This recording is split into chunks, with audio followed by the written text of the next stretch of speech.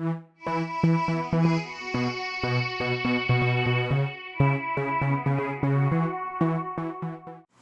right-hand approximation method is abbreviated the RRAM, and then the 4 is the number of rectangles there. As you can see here in this picture, we have 4 rectangles. You use the right-hand side of the rectangles, that's why it's called the right-hand approximation method. And 4 is the number of rectangles, and when you go into your formula part, you take your number of units that it increases by, as you see here, it increases by 1 each time, over your number of rectangles, which would be 4. So, in other words, you just take it times 1, since it increased by 1 unit, then you take it times, you take your number 1, or number 2, run it through your formula, you take that times your increased number, and as you see, you keep going all the way through for each rectangle. And so, when you move down here, when you want more increased accuracy, you're going to be using small rectangles, and so you take your 4 over n times 1, and you can keep going up, and as you can see, you keep going on, and so it's really easier to use the Riemann sum approximation method than just your right hand boxes like up above.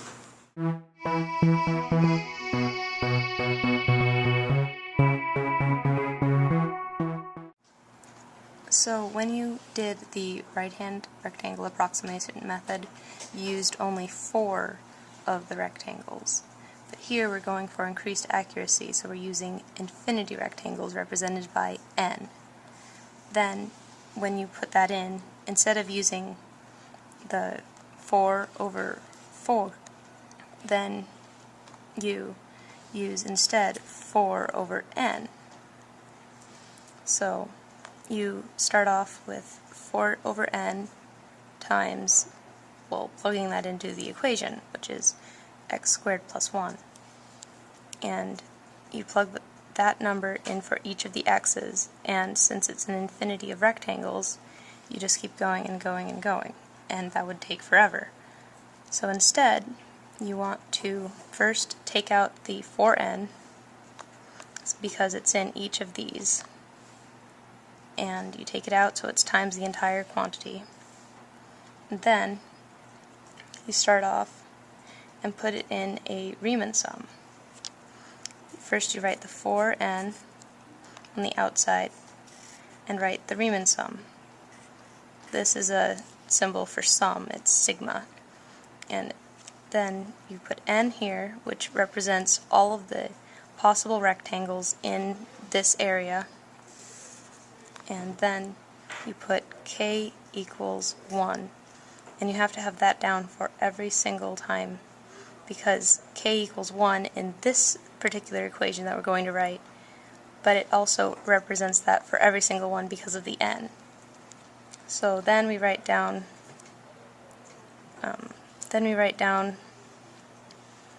the equation, which is 4k, because k represents the rectangle, over n, but that's squared because it was in each of these equations, plus 1. And then as we go through, we can solve this now. Okay, now first you need to separate these two into separate formulas. So you take 4 over n and then times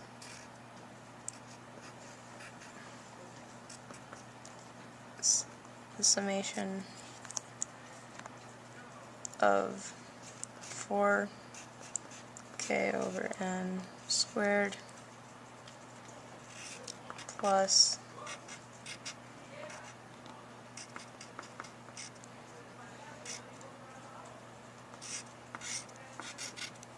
you have that. Then you take it and you have to square this, because this is a quantity squared.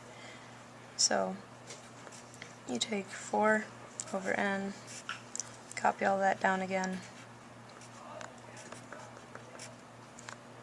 and you get 16k squared over n squared plus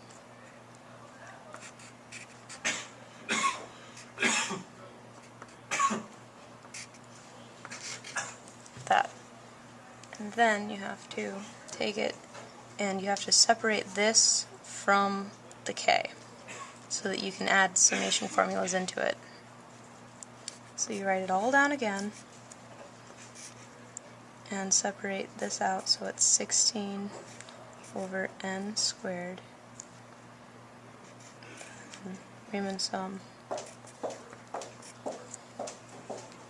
k squared plus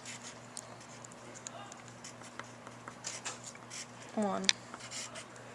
And then you have to take it and you have to plug in for this the summation formula, which would be on this page. You've learned them before Mr. B taught them to you. So then, next, you take and find the summation formula that you put in for k squared. So you write that all down again.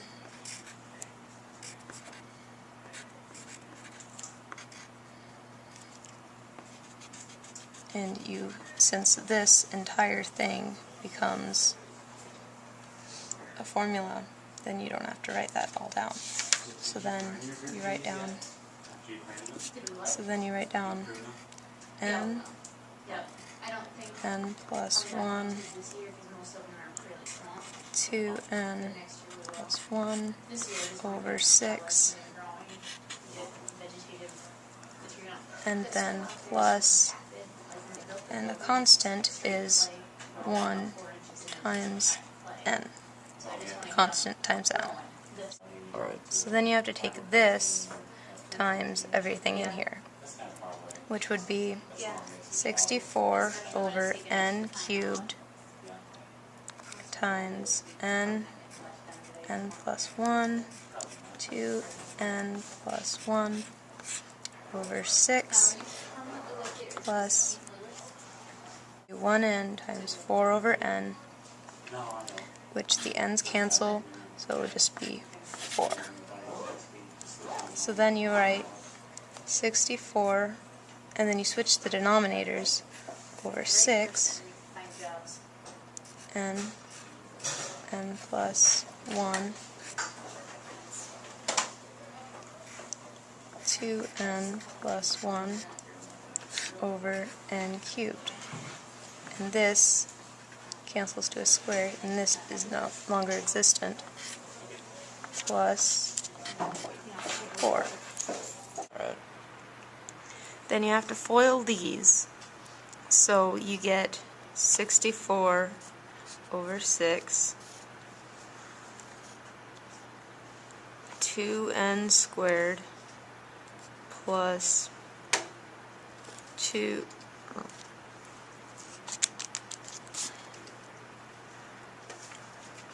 3n plus 1 over n squared, then plus 4, and then you have to cancel them by taking the limit as n approaches infinity.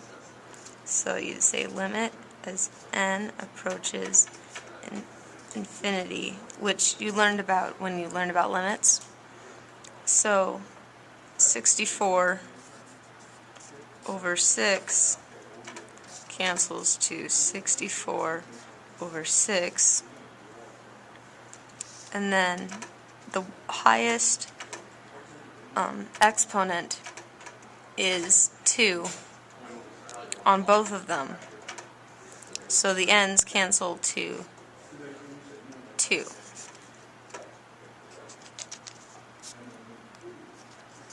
And 4 cancels to 4. Then you have to add them all together. So 2 times 64 over 6, that's 64 over 3 plus 4. And if you add that all together, Okay. then you get 25 1/3. And that is your answer. That is the area of the original problem.